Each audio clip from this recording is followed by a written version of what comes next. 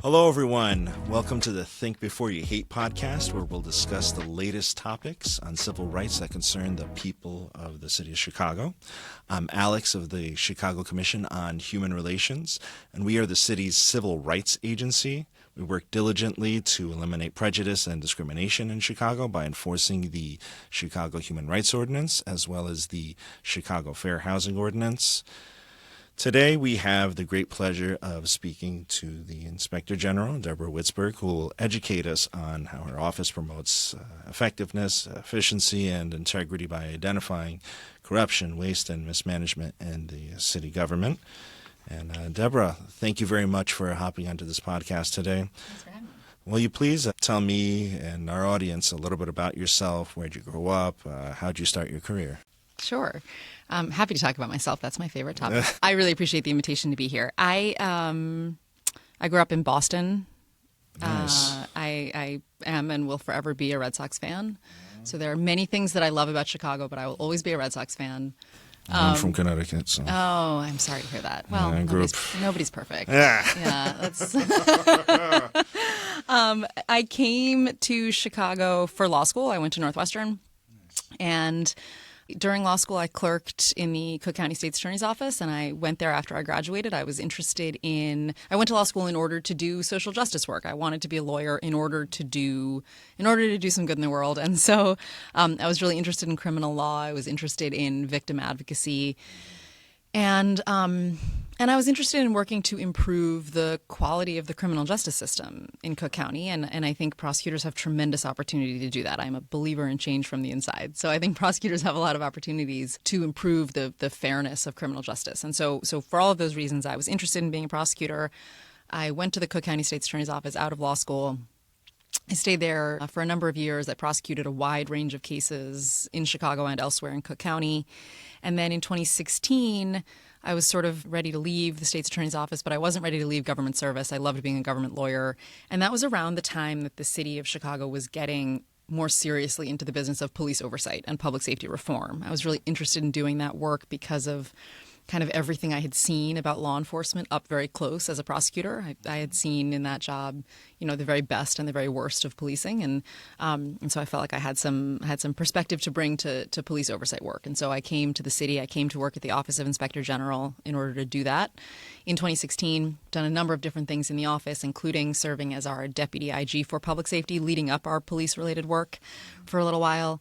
And I have had the pleasure of serving in this role as Inspector General for the city since April of 2022. So you're all caught up on my life story. That's the whole Beautiful. That was an excellent reply. Now, what are the core goals of the Office of the Inspector General, and what issues does your office address? You really sort of covered it in the introduction. So OIG is an independent, nonpartisan watchdog agency within city government, and the mission of the office is, as you said, to promote economy, effectiveness, efficiency, and integrity in the operation of city government and its programs. We basically go about our mission in three ways. We do three kinds of work. We do misconduct investigations. So if somebody in city government is accused of breaking the rules, we investigate that potential misconduct. That's one thing. The second kind of channel of our work is program and policy work, where we're looking for, whether city government is working as well as it should, whether city operations are as effective and efficient as they should be, whether we are as equitable as we should be in the distribution of city services, et cetera. So that's kind of the second area. And then the third part of our work is in the service of our transparency mandate. We are animated by the principle that information about the government belongs to the governed. And so we do a lot of work that is really just designed to put information about the city meaningfully and accessibly into the hands of Chicagoans. Beautiful. Now, in recent years, what are the most significant findings or recommendations the OIG has made concerning public safety? Well, all of our public safety related work is very near and dear to my heart because that's where my own roots are, and because I think that, both violence reduction and police reform are so close to the top of the list of so many Chicagoans' priorities. And so we've done many things in that area. Certainly among the ones that we have focused on most have been the work we've done around how the city has handled allegations that members of the Chicago Police Department have associated with extremist and anti-government groups. So we've done a lot of work around these questions of kind of what happens when someone accuses a CPD member of associating with an organization like the Proud Boys or the Oath Keepers or the Three Percenters. Okay. Now, how does the office of, your office, the Office of the Inspector General, maintain its independence when investigating city departments, particularly the Chicago Police Department? This is a good and thoughtful question. Independence is the hallmark and the lifeblood of Inspector General work. That is how this kind of oversight work is designed. The notion is that in order to call balls and strikes in a fair way, unlike how they do at Yankee Stadium.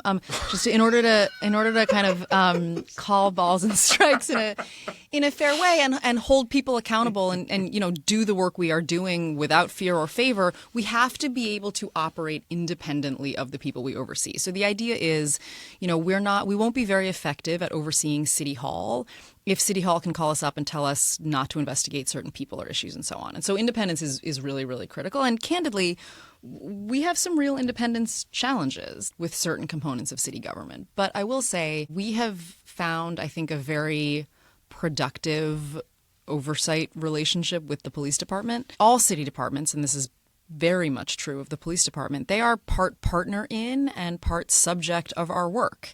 And that just means that there's some very nuanced relationship management to do. But we navigate that really thoughtfully. We are very protective of our independence. We are working very hard to address some of the impairments to our independence that exist elsewhere in city government. But when it comes to the police department, I think, there are many ways in which all of us are pulling in the same direction. We all ought to be working in the direction of an effective and responsible police department, where we keep people safer in uniform and out. And if we're not all pulling in the same direction, then at least some of us are in the wrong line of work. Right. No, that definitely makes sense. Now, how does your office define extremist or anti-government groups in its work? This is tricky because there certainly are First Amendment implications in looking at these questions of what to do about government employees who are accused of associating with organizations like these, like the Oath Keepers and the Proud Boys and the Three Percenters. I will say a couple of things. Chicago is by no means alone in confronting these issues. Questions about extremism in law enforcement and what it means and how to handle it are issues that law enforcement agencies across the country are facing and are navigating. I would stop short of arriving at a definition. I will say, one of the things we have talked about in our work is that there is a profound inconsistency in having city employees whose job it is to enforce the law, that's why we call them law enforcement, who have expressed loyalty to organizations whose purpose is to undermine the law. There's just sort of a profound inconsistency there, which is not ideological in nature. And, I think that is hard. Dealing with those allegations and how to manage those cases is hard and nuanced work. As I say, there are certainly some other agencies, other cities, and other departments to look to see how these issues are being handled elsewhere. That work, in my mind, really boils down to the critical mission to foster public trust in the Chicago Police Department. Public trust is vital. It's vital to the effectiveness of a police department. I often talk about the fact that when I was a prosecutor, we didn't convict bad guys because a police officer happened to be standing on a street corner to see something bad happen. We solved cases because somebody trusted a police officer enough to tell them what happened. And even just in that very small way, I think there's a very concrete connection between how much people trust the police and how effective we can be at keeping people safe. And so, when it comes to the work we've done around allegations of extremism in law enforcement, the bottom line principle in my mind is that we cannot ask people to trust a police department that lets its members dabble in extremism. So whatever the challenges are around crafting policy which prohibits association with extremist and anti-government hate groups and enforcing that policy in an effective and fair way, whatever those challenges are, I think it is among our most basic responsibilities to navigate those challenges. We owe that, I think, in a very profound way, not only to Chicagoans who deserve a police department they can trust when somebody in uniform shows up at their front door, but I also think we owe that to all of the people who do tremendously honorable and dangerous work in the uniform of the Chicago Police Department every day. Right. Makes sense. Now, how does extremism in the Chicago Police Department compare to the national landscape? This is a hard question to answer in an empirical way. One of the hard things about these cases is that we know there's a great deal we don't know. And so, for example, there's not a good way to count members of the police department who might have some sort of unreported association with an extremist group. What I think we can comfortably say is that a survey of the national landscape demonstrates that these issues are arising in many departments across the country, as are efforts to address them. And I think, to the extent that there's some hopeful news on the national landscape, it is that this is not a wheel which we need to invent for the first time here in Chicago. There are other law enforcement agencies who are trying some things, I think probably with some success in some of the places, around modifications to the hiring and recruiting process and improvements in training and so on to detect and eliminate extremism in law enforcement. Now, what policies does the Chicago Police Department have in place to combat extremism in its ranks, and how effective are they, and how consistent is enforcement? To take the last of those first, not very consistent. So the policy landscape within CPD is an interesting one on these questions. There is a fairly new policy that has come about by way of the Community Commission on Public Safety and Accountability, which, as you know, is a relatively new city agency. It's a relatively new addition to Chicago's kind of public safety oversight landscape, which has some responsibilities around policymaking. And the commission worked with CPD in the last couple of years to revise a policy which governs association of CPD members with certain kinds of criminal enterprises, basically. And historically, that directive was used to get at street gang membership mostly. And I won't speak for PSA, but I think it would be fair to say that process was sort of intended to expand the applicability of that directive into in order to reach not only street gang association, but association also with extremist and anti-government hate groups. So that's a relatively new policy. I think it's important to step back a little bit, though, to recognize that long before that policy was revised, CPD has had rules on its books, which in my view do now and have always prohibited some of the conduct at issue here. So specifically, in CPD's rules of conduct, there are rules which prohibit CPD members from any conduct which brings discredit on the department and interferes with the department's abilities to pursue its goals. I think in any universe in which among the department's goals is to foster trust with the community, permitting extremism is counter to those goals. And I think certainly worth examining whether that conduct brings discredit on the department. It certainly looks to me like it does. Those rules around bringing discredit on the department by way of association with a certain group, those rules were used here in Chicago as far back as the late 1960s to discipline and terminate, to separate from employment, Chicago Police Department members who associated with the Ku Klux Klan. And the determination in the 60s was that associating with the Klan was so antithetical to the mission and the values of the police department that members could be fired for associating with that group. They couldn't be rendered consistent with their service as a Chicago police officer. And I think particularly because we have that historical precedent, I don't take the view that the challenges we are facing now are necessarily gaps in policy. If those rules were good enough for the Klan in 1968, they're good enough for the Proud Boys today. And so I really think, again, acknowledging that enforcement here is challenging because there are First Amendment concerns and so on, acknowledging those challenges, this is an enforcement problem, not a policy problem. Now, in that case, what recommendations has your office made to address extremism in CPD? Yeah, I think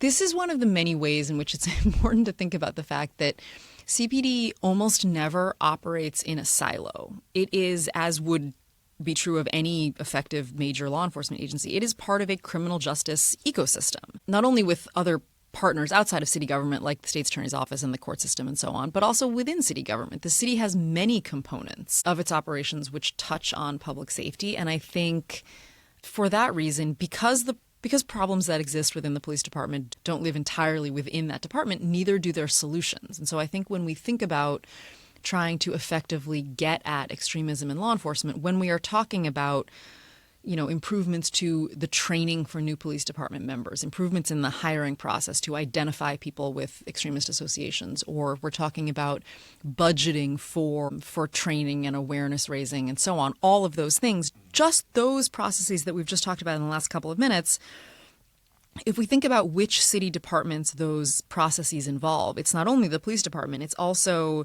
the Department of Human Resources and the Office of Budget Management and the Office of Public Safety Administration and the Civilian Office of Police Accountability and the Community Commission. There are lots of different agencies which just those processes touch. And so I think a meaningful and effective set of solutions would involve all of those agencies as well. So we've made some recommendations about individual misconduct investigations where I think candidly that investigations into allegations of extremist associations have been inadequate. So we've made some recommendations specific to those investigations. But broadly, we recommended to the mayor's office last year that the mayor's office convene a task force of all of the relevant city agencies, I think that would include those ones that I named and some others, to work on or work toward a whole of government solution to the problem here. This is a multi-agency problem. It ought to have multi-agency solutions. So that is, in the big picture, that's the kind of headline recommendation that we have made. Now, if anyone wants to contact your office and wants to get either involved or needs your support, how can they go about reaching your office? I'm so glad you asked. The best way to do that is on our website. Our website is igchicago.org, and there's a Contact Us portion of that website which gives people all kinds of information about how they can reach us by web form or email or phone or any other way that is most convenient. Our phone number for our intake specialists is 833-TALK-2-IG, and that and lots of other information is available on our website. Perfect. Well, thank you very much. Thank you. Makes sense. Now, this last question I'm going to ask you, I ask every single podcast guest. In your opinion, what can our listeners do in their everyday lives to combat hate and discrimination? Well, I think I'm so interested in what your other podcast guests have said about this. I'm going to have to go back and listen. I think through the lens of the work that we do, I think that Chicagoans, I would invite Chicagoans to be our partners in holding their government accountable. And where Chicagoans see discrimination in their government or inequity in their government services, one of the things that they can do is that they can help us hold bad actors in city government accountable. And so I think hopefully there are many things that all of us can be doing, but one of the things that people can do is that they can they can help us build a government that more closely resembles the one that they deserve. And that is a government where discrimination and hatred and extremism have no place. Oh, that's an excellent answer. I really appreciate it. Well, thank you very much for your time in discussing the Office of the Inspector General, or yourself, with us, and we really appreciate your wisdom, and I learned a lot today, and I hope our listeners did as well. And thank you to all of our listeners for tuning into the Think Before You Hate podcast. Remember, if you or anybody you know believes that they've been a victim of discrimination, please do not hesitate to contact the Chicago Commission on Human Relations at 312-744-4111. Again, that is 312-744-4111. Please follow us on our social media platforms. We're on X, we're on Facebook, we're on LinkedIn, Instagram, and most recently Blue Sky. And until next time, remember, think before you hate.